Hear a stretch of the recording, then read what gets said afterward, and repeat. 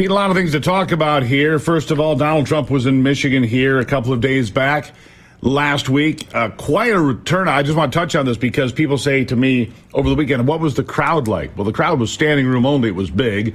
You were there, of course. And I think that the crowds are bigger and maybe more enthusiastic than they were 4 years ago. What's your take on this?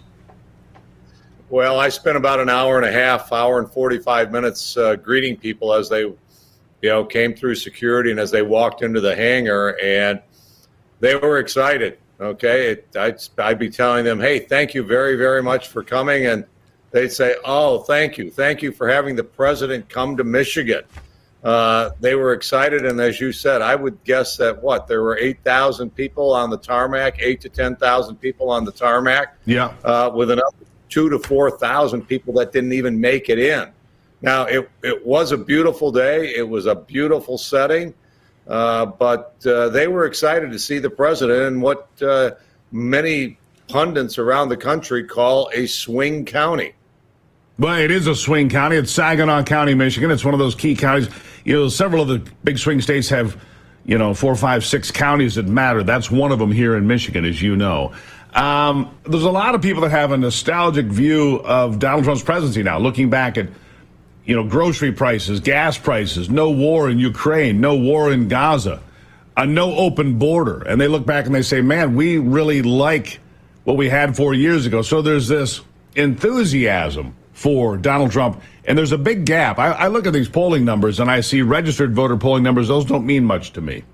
When you have a likely voter polling number, whether it's in Michigan or the other swing states or across the country, Donald Trump wins those every time. If the people that are motivated to vote have an enthusiasm for Donald Trump, and they're voting for Donald Trump, not against Joe Biden.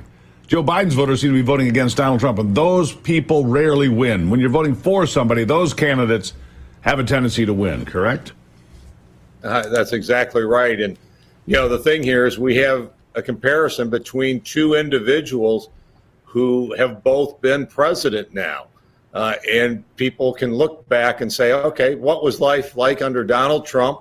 And what was life like under Joe Biden? And when they go through this, and on Saturday I had to drive to Lansing. I drove back to Holland, and then I had to drive to Grand Rapids, and so you fill up the tank, and it's 365, and it's like wow, and Michiganders are being hammered. I think the big issue is going to be the issues on the economy, and more specifically, inflation.